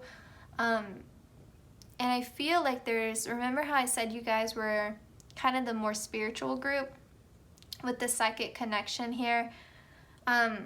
There's already a pull towards you, and there's already, it feels like, remember how I said it feels like there's a divine plan at work? I think this relationship is a lot about divine timing. I think it's a lot about when they're ready. I don't know what's going on in your life right now, but I think it's very much when they're ready, Spirit will bring you two together, but it's when they're ready. You know, like they have quite a bit to work through here, and they're definitely in the process already. That ball is rolling, but they're doing a lot of inner work. They're doing a lot of healing, and I think that you're gonna know and they're gonna know when you meet each other, but it's that fear that still lingers in them, you know? And so it's almost like they've been in this hermit energy and you come into their life and the universe is like, okay, like we brought you your partner, we brought you your soulmate, you know, we brought you your divine counterpart. So this is the test. This is the test. Are you going to let your fear hold you back? Or are you going to trust your intuition? Are you going to connect to your gut? Are you going to connect to what your heart is telling you because this is your true love? Are you going to follow that, or are you going to be in a state of fear? Are you going to be able to reconcile your past? Can you trust yourself to love? And you know, with the commitment card, it seems like yes, you will marry this person. You know, it's assured, but be mindful, it may be a bit rocky in the beginning because it depends upon how they do. Like, you know, and I would think that when this, you know, when spirit brings you two together, it's going to be, like I said, you know, when they're ready. And so spirit will be confident that they will pass that test. But, and there may be a test that you have to pass as well on your side, you know, like could be something that you are working on as well. And, you know, and you're watching this reading, so you'll know what that is on your end, that could be blocking this connection. And then with commitment here in the middle, like I said, I love to see that card here because it gives us reassurance that this marriage will be stable, have some lasting power, you know, be a committed, loyal marriage, you know, because not every marriage makes it. So I love to see that reassurance here. Yeah, I feel like that's all the messages that I'm getting for you, Pile 2. So I hope you enjoyed this reading. I hope that it resonated. Please consider liking, commenting, subscribing, hitting the notification bell, all that good stuff. I'm so grateful for all the support that I've had on this channel. I really enjoy reading your comments. If you have any video suggestions, just let me know. Like I said in the intro, this video was requested by a subscriber, so I'm not saying I'll be able to make the video right away, but I'll definitely do it when I'm able. So yeah, thank you guys, and I'll see you in my next one. Take care, Pile 2. Alright, last but not least, Pile 3, welcome to your reading. If you chose the You Make Me Happy love card. Alright, so I'm doing something different today. I'm using two different tarot decks. I'm going to use the Tarot del Fuego tarot deck as well as the Everyday Witch deck. Pretty excited to use this deck. They have it on Amazon. They also have it at Books A Million in case you're interested. I got it for $11, so I wasn't mad at that price at all. Okay, let's find out Pile 3. Pile 1 and Pile 2 are so different, so I'm kind of curious to see how your reading's going to play out. And in case you skipped the intro, I did the reverse of this reading. I did what did I do? I did how your future spouse will be changing your life. So I'll link that video in the description box in case you're interested and haven't seen it. But today we're going to be finding out how you change your future spouse's life. So how do you change your future spouse's life? Pile 3. And a big thank you to my guides and your guides for coordinating these messages. So we have the 4 of Swords here. Okay, so we have the Hermit and we have the Fool.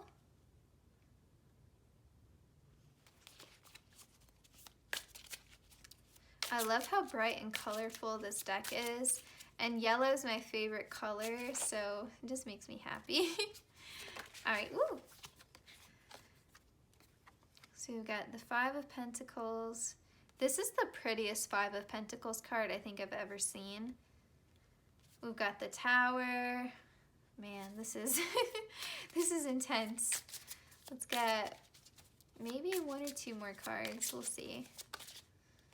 Okay, we got the Hierophant, Let's get one more card.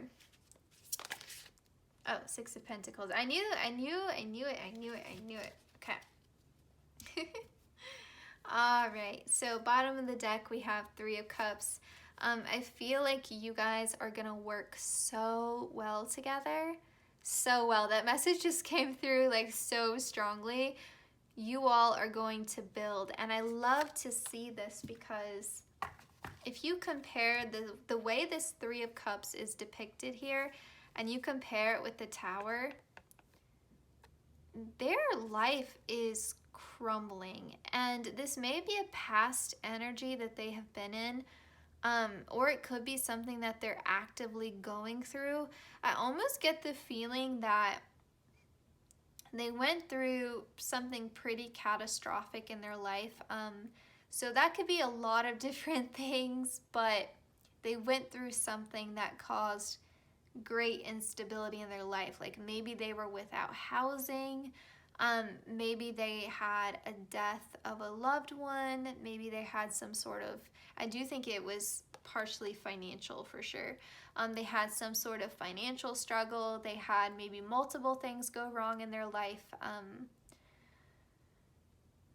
Maybe they had a divorce or a significant breakup, but it's going to vary, but there was something that affected their finances as well. That's coming through very strongly. Something that affected their financial status and caused this crumbling.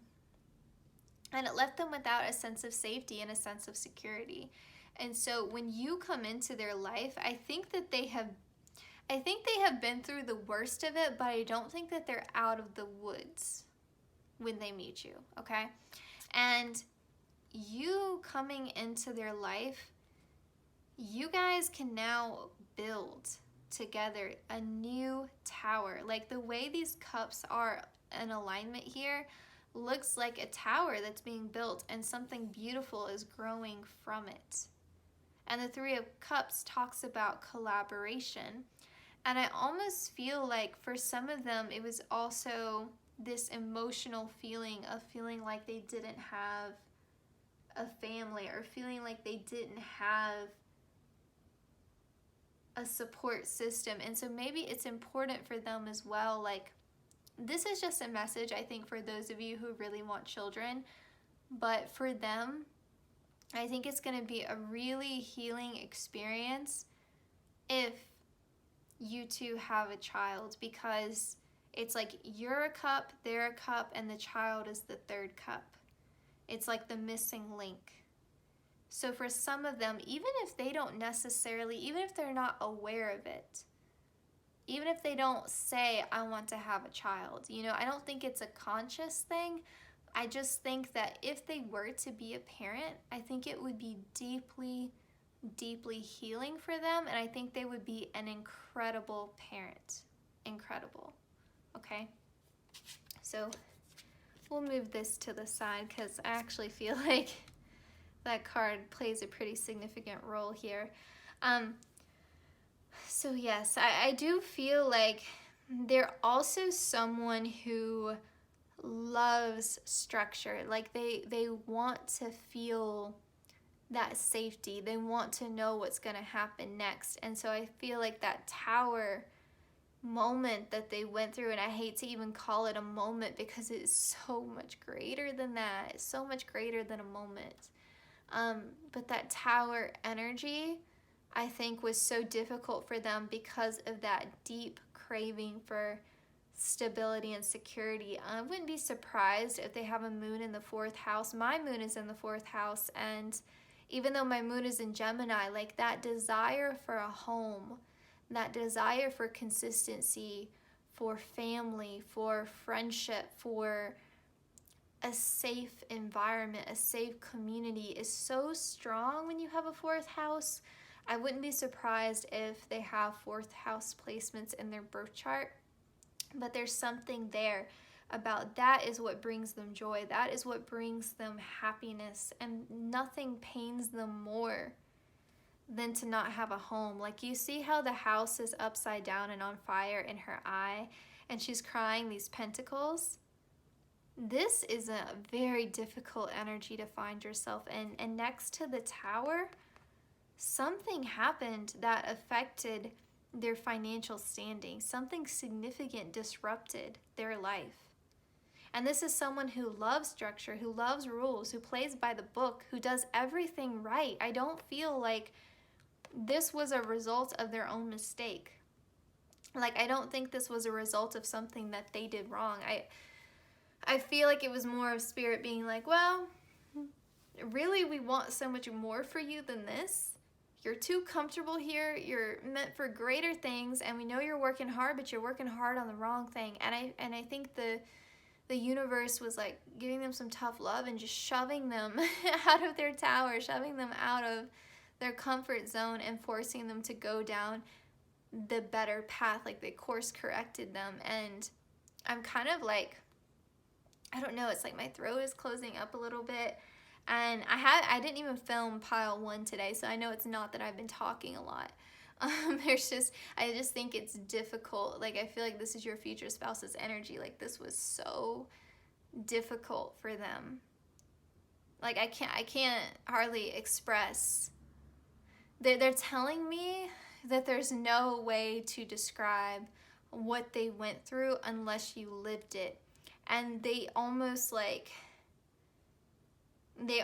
had to withdraw a bit, and not like physically withdraw, but they had to emotionally, mentally withdraw from other people, because telling that story of what happened to them over and over again, having to explain their circumstances over and over again, was hard. Hearing everyone's opinions about it, everyone's judgments about it was hard. Even if people felt bad for them, like, that sympathy was hard, because I think they're typically a very prideful person, because they work so hard and they want to feel successful. They want to feel like they are the person that typically people go to advice for. So to be in that position of instability was so painful. It was so difficult. It was so difficult. And to have to start from square one, to have to start from scratch with the Fool card, to have to start all over, like, and that Four of Swords, like, they were working so hard on the wrong thing, and when this happened, they were already exhausted, but they couldn't stop. They had to keep moving. And it's like, if they didn't rest, they were going to keep cutting off their own hand, but they had to keep going. There wasn't a choice. There wasn't a choice in the matter. They had to keep going. And I think that they really had to rely a lot on, oh, this had another card underneath it. Oh, that's significant. Okay, so the Moon was underneath the Six of Pentacles, and it was in the reverse. That is incredibly significant. Okay. What I was going to say is they had to rely on the kindness of strangers with the Six of Pentacles. You know, like, they were, that terrified them. This is someone who was so independent that terrified them to have to do that. I mean, they were bleeding, you know, like, I am growing from my pain. This was painful. And I think what they would tell you right now, and I relate to this so much, what they would tell you right now is that everything that I went through, and even some of the stuff that I am still going through, as painful, as hard, as debilitating, as gut-wrenching, as heartbreaking as it was, I wouldn't change it for anything, because even though I lost everything I could touch, everything I held dear, even though I lost that, what I found was myself. And there's nothing, no amount of money, nothing can buy that. Nothing can manufacture coming home to yourself. So I may have lost my physical home, but internally I found my home within myself. I bloomed within myself. They found purpose in the pain. They found the purpose. They have discovered what the universe was trying to show them. They have found it. And with the moon here in reverse, there was so much unknown. They didn't know what tomorrow was going to bring during this time. That's how dire their circumstances were. They did not know what was going to happen to them tomorrow. Imagine waking up and not knowing what is going to happen tomorrow. Like, to the point, like, we can all reasonably predict, like, okay, I'm going to wake up in this bed and I'm going to go to work and then I'm going to have this for lunch and blah, blah, blah, blah, blah. And yes, unexpected things happen, but we can typically predict how our day is going to go. This person, I don't even think necessarily knew where they were going to be sleeping at night. That was the level of disruption. That's not going to be for all of your future spouses, but I think for some of you, that was the reality. So there was a lot of things that were uncertain because they were having to start over, completely over. After all that hard work and just trusting that it was all going to work out, that they were going to see themselves through it because this was a journey. Both of these figures are on their own. They're on their own. And it's funny, they were always kind of on their own. Even when they were in this teaching mode, they were still in separation. So a lot was uncertain. And they just had to make the best decisions that they could with what they knew at the time. But from that, they grew. From that, they grew. And so, where do you come in all of this? It's funny, pile 1 got straight into it. Pile 2 was similar to your group where they really have to kind of explain things to us, Spirit does, before they can really get into the heart of where do you fit in all of this? How are you changing their life? But I think we do know you will be building this new tower with them.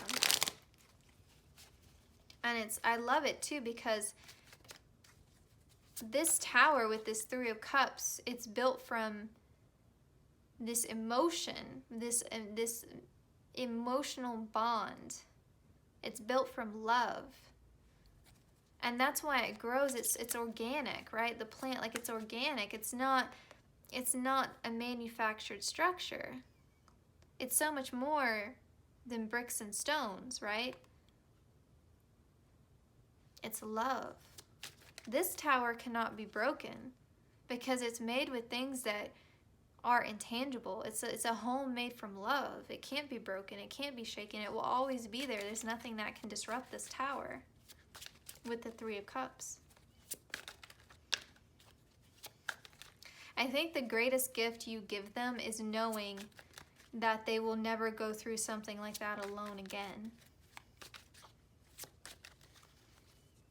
They never have to face the night alone again.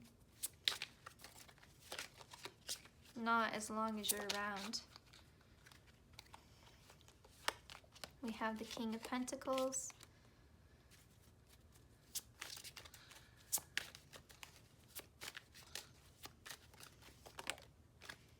We've got the High Priestess, and we've got the 8 of Cups. I will say, these 2 figures, to me, one of them is you and one of them is your future spouse. So King of Pentacles, Capricorn, Virgo, Taurus.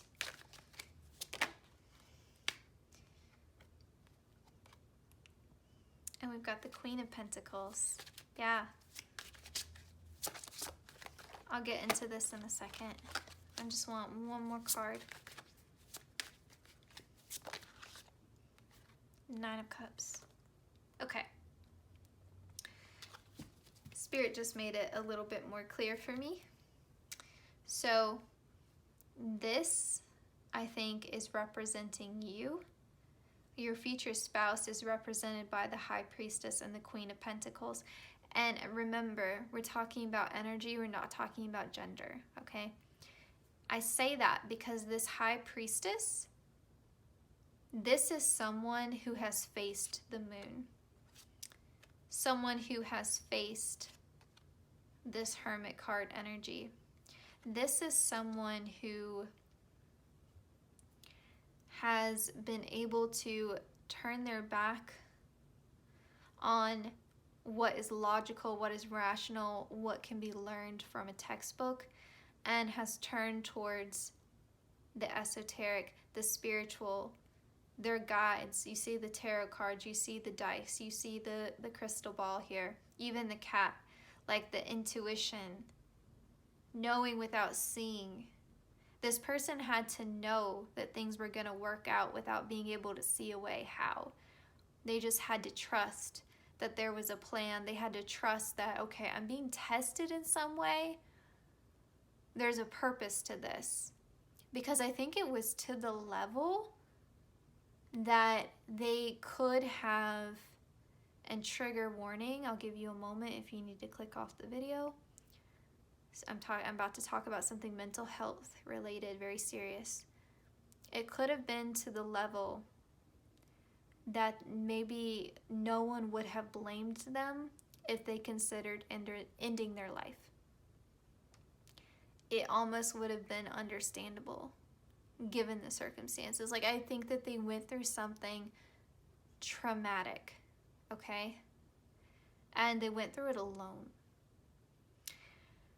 So they came home to themselves. They came home to themselves.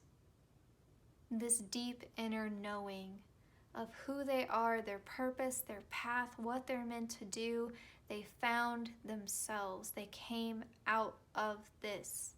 This is major arcana energy. This is an empowered energy. And so, with the King of Pentacles, I believe this is you. Because with the Queen of Pentacles coming out, this is a perfect match, right? I feel like you bring in the stability to them. You bring in the groundedness.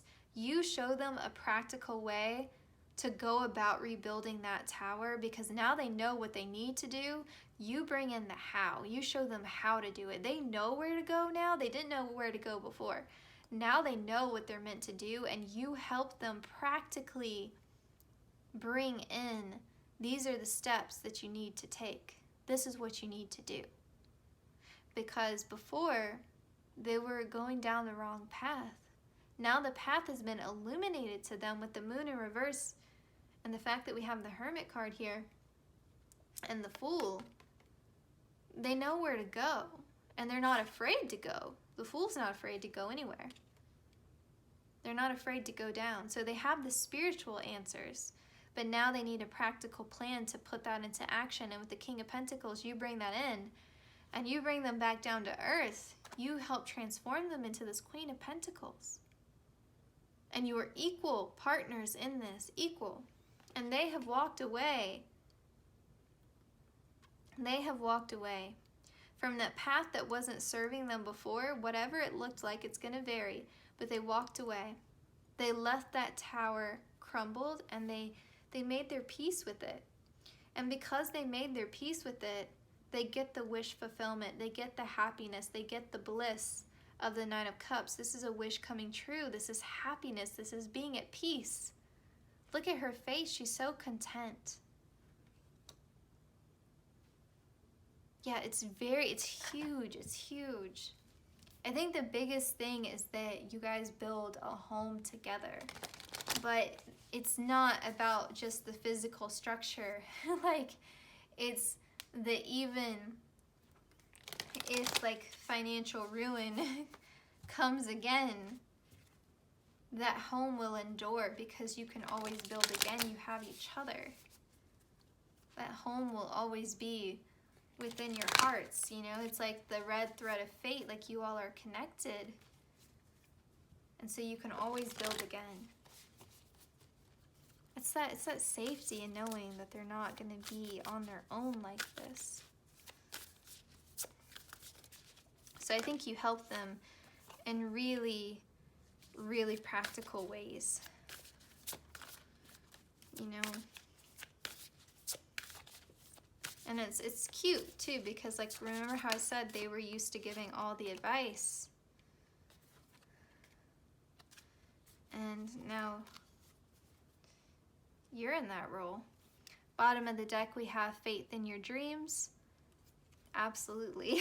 Like, they had to have faith, you know, like where would they be if they didn't have faith? They wouldn't have made it as far as as far as they have gone already in this journey. You are a fresh new chapter in their life. You are a complete new start with a new romantic cycle begins, new moon in Libra. We've got 3 new moons here. Like, there is fertile grounds for manifestation. There is complete new, fresh energy. The past has been, you know, the cords have been cut. You know, I think this person has left so much behind. I don't think that their life now looks anything like their life did a couple years ago. Complete and total transformation. And more is yet to come. With you coming into their life, more is to come. And it says, a time to give rather than take, new moon in Virgo. You are giving to this person. You are absolutely giving to them. Okay, like they've been through so much. And I think you're going to really want to handle them with care and gentleness. I think your heart is just going to open up to them. You're going to be amazed that someone has gone through everything that they have gone through. And I think that you're just really going to see the value in them. And there's a lot here about beauty. We have Taurus, Libra, and Virgo. And these are the 3 signs that I typically associate the most with beauty and like aesthetic. So I think there's going to be something there about you wanting to give them an opportunity to create a beautiful home. Like, there's just something there about you really wanting to make that happen for them. And it's not like you're giving them money and like you're doing all of that. It's just that you want to help them on their path to success so that you guys can create this beautiful environment together. It could be too that your partner is really into gardening. I don't know why that came out, but there's just something in their soul about wanting to just create beauty all around them. There's such a strong desire in that. I think that helps them. I feel like when their environment is beautiful, it just makes them feel such a sense of safety and security. I think this person comes from an impoverished background. I don't think they had a stable home environment growing up. And so to have a space that's their own, that they can cultivate and create beauty from nothing, because they have a real talent for that. I think they can transform any space. I think they would be really good with interior design. There's just something there about that. I think they're really artistic, creative people. Yeah, I don't know. There's just something there about wanting to give them the space to do that. Like wanting to kind of step back and let them do their thing. kind of energy there. With prosperity lies ahead, I think there's so much about you two teaming up and creating so much financial abundance, so much security and stability. I also just think that you're gonna feel like this person is so beautiful, so attractive. You're really, I think, mesmerized by their beauty. And again, like, that could be any gender. It's just beauty is beauty, right? Doesn't matter the gender. I think you also just see this innocence in them and this idealism, I think, that really pulls at your heartstrings, because they face so much disappointment that you can't even believe it. And you're like, they didn't deserve any of that. They are the nicest, sweetest, kindest person. And they're such a beautiful soul inside and out. How dare anyone like treat them this way?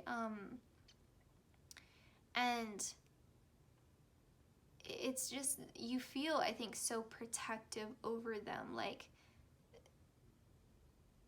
it's almost, I'm just drawn to this flower.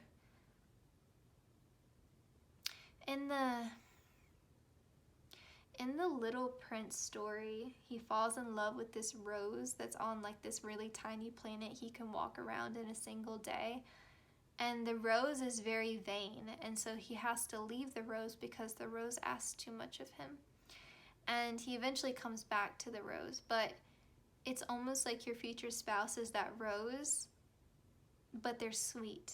They don't have that vanity. They don't even see or understand how beautiful they are. There's this energy of you like really wanting to show that to them, and you wanting to protect them and nurture them in some way. I just feel like you feel so nurturing towards them. And that's not to say they don't give that same energy back, but I think that you feel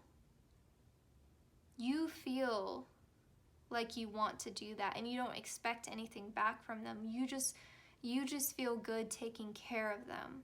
That just makes you feel good. Because you feel like they deserve it. After everything they've been through, you just like want to wrap them up in a blanket and tell them it's all going to be okay. And you're so proud of them for just being alive and getting through it, and, you know, finding themselves in all of this and coming out stronger and better than ever before.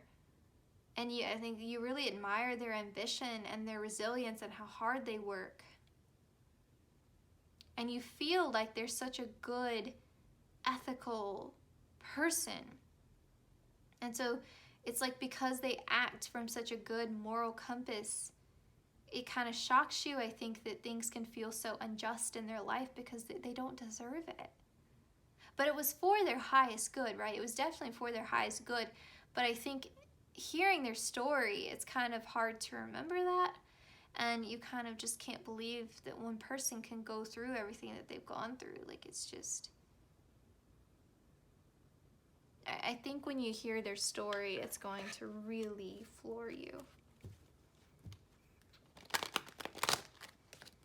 Okay, pile 3. I'm sorry if the messages are also a little bit scattered. There's a lot of heavy energy, so I also got some like really intense and upsetting news today, and so this reading is definitely helping me, but I may also be a bit scattered because of that as well. Okay. All right, let's see. Pile 3.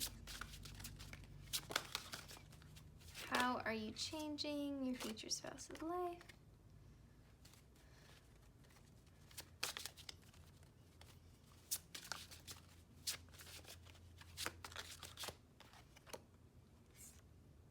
I just love to I don't know, there's something with all of this green.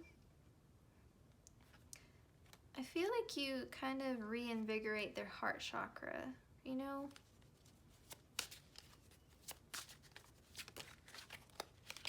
Wholeness. Oh, that's the best card we could have gotten. I want to get one more for this group, just one more.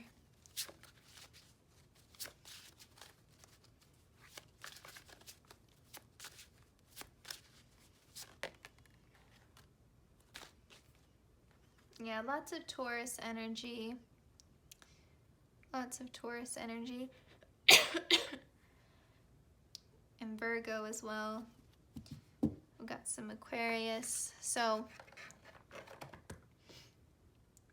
with success and leadership, again, I think there's something there. Maybe there's a joint soul mission. Maybe you're just giving emotional support, but I think honestly it's practical advice, if not some sort of like physical help, like introducing them to the right person, helping them connect with a mentor. Maybe you act as a mentor towards them. Maybe you are further along in this career path and they're just starting out. But there's something there about you helping them in their career, or you guys doing something together in a project. You may help them step into that leadership role. Like maybe you find that easier than they do and you give them good advice in that way. But there's something about you being sort of the key to their success, because I think what they may still be lacking, you help bring to the surface, because this energy is already within them. I think you help them step into that role. You bring them from the High Priestess to the Queen of Pentacles, from the spiritual to the practical and the grounded. You bring them down to that energy. And you help them make sort of the dream that they have, the High Priestess, this vision that they have of like what they're meant to do, their spiritual path, their soul's purpose. You bring it to the Queen of Pentacles where it's grounded in reality. You show them the way to make that happen. And it may not be as direct as like, listen, this is what you need to do. It may just be that you serve as a source of inspiration to them. But I think for many of you, you are giving some sort of tangible help, whether that's words of wisdoms, connections, money, like whatever the case may be. Like, and I say money as if like, you know, they needed some supplies or they needed a space to start some sort of business for themselves. You know, you could be providing that. You know your financial status watching this reading. So if you're like, no, I don't have anything to offer like that, then you know that's not your message. Just remember, this is a general reading. Okay. And then with refinement here, it's almost like they're so close to this success they could like taste it, but you show them the little adjustments that still need to be, you know, worked on. You illuminate that for them, and you show them how even just small little changes could really unlock this huge success. So I'll give an example. It could be like I was with someone and they said to me, hey, you know, Bethany, if you changed your uploading time, have you thought about that? Like if you uploaded your videos at a different time, or if you changed this about your thumbnails, you would get so many more viewers. And I could take that advice and say, I'll try it. And then I try it, and then like I get my first viral video. That would have been the key to my success. So I would have been so close, right? Like the content would have been right. You know, my like little setup here, you know, the cards I was using, the video topics, like everything would have been on point, right? But maybe I was just uploading my videos at the wrong time, or maybe I just needed to change something about my thumbnails. And once I do that, because they gave me that advice and I followed up on it, now I've unlocked my success. It could be something like that, okay? And even though it's something small that you may be offering them, it could change their whole life. Their whole life. Now with wholeness here, the double threes, there's a sense of completion. You know, like you are the puzzle piece. You unlock all of this, because this is what they've been craving. Because again, it was so embarrassing. It was such a knock to their pride. They felt so betrayed. Like, how can I have worked so hard and still have nothing to show for it? And I feel like they want success more than anything. And for you to unlock that for them, it's like now they have this success. And it's funny because I think if you would ask them when that happens, they would say, well, yeah, the success feels just as good as I thought it would. But this connection I have with this other person is worth my weight in gold. It's worth so much more to me than this success. And I didn't even know that I needed this until this person was here. And now I feel this sense of completion. I feel whole. And it's not that you are completing them. It's that they are understanding that what they have been chasing was, yes, good, important, yes, but it wasn't everything. And now that they have this and you, they feel like they have everything. They didn't even know this puzzle piece was missing until you were there, and then they saw it. There's a real sense of gratitude towards you. I should say that as well. They are so incredibly grateful towards you, so grateful. And again, they're telling me like words cannot express how grateful I am. It's almost like you coming into their life like, okay, this is the victory lap. Like, this is me getting my dues. I've been through so much, like, it's about time I catch a break. Aw, oh my gosh. Already. We'll get one more. Okay. So, I don't think this is someone that you have met yet. If it is someone that you have met, it could be a fresh start with them, with this reunion and new love being here together. Could be a fresh start with someone from your past or someone entirely new. I will say with this rigid, this I think was already disrupted with the tower falling, because these like are towers, right? So they've already understood that because the Hierophant that we got in the very beginning is a very rigid energy. So they've already had to get out of that. And I was just rubbing my eyes a lot. Sometimes I do odd little things when I'm reading like that, things I don't typically touch my eyes a lot. I had I think it was my anatomy teacher, or maybe it was my microbiology teacher. When I was in undergrad, they told me that's one of the, I'm getting off tangent a little bit, but this is important public health information. They told me that's one of the ways that, illnesses get transmitted a lot, is that people touch things and then their hands are dirty because we're always touching things, and then we touch our eyes and, well, now you're sick. So I try not to touch my eyes, but I say that because I was rubbing my eyes and I don't typically do that since that teacher told me that, and it makes me feel like waking up. It's like they've woken up from this long nightmare that they didn't know when it was gonna end. It just almost became normal to have these sudden, unexpected, like, that feeling of having the rug pulled out from under them. Like, it's such an uncomfortable feeling. Like,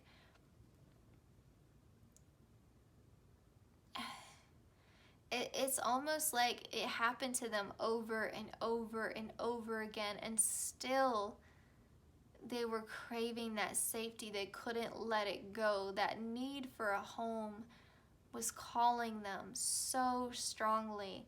And the universe kept trying to say, home is within you, home is within you, and they couldn't see it. And I mean, who could, right? Like, if your physical instability is that bad, who could see that? That's so difficult, especially when you're in it. And so I think that you kind of finally helped them see that.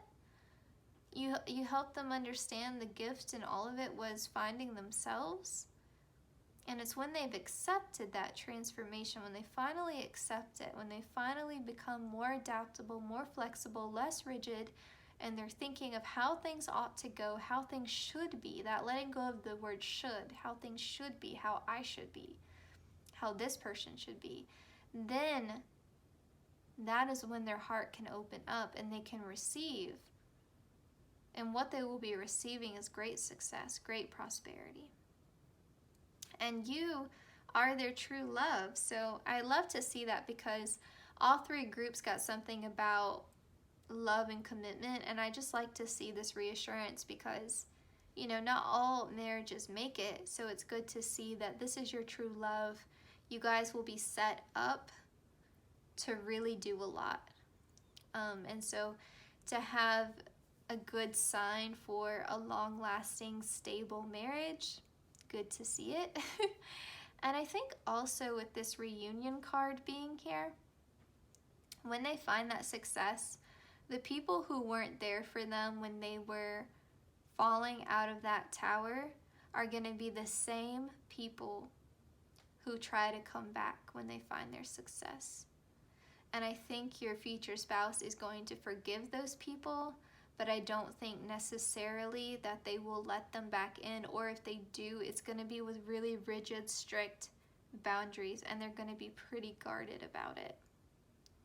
And that may be something that, you know, continues to be either a problem or just a pain that they have to experience below the surface for some time.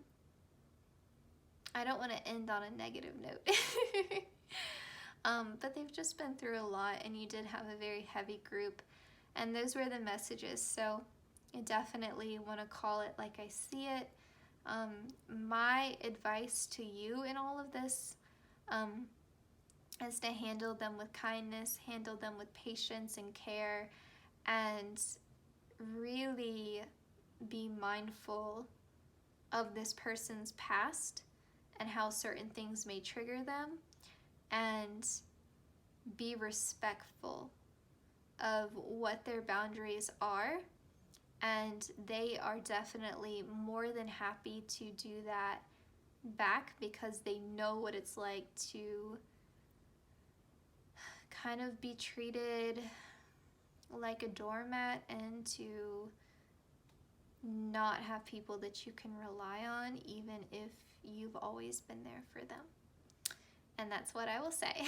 So pile 3, this was your reading. I hope it resonated. I hope you enjoyed it. Please like, comment, share, and subscribe. Hit the notification bell so you always know when I upload. I appreciate all of the support that I've gotten so far. It's been really wonderful, really beautiful seeing this channel grow. I'm so grateful for all the support. And let me know in the comments if you have any video suggestions. And I will see you guys in my next one. Take care, pile 3.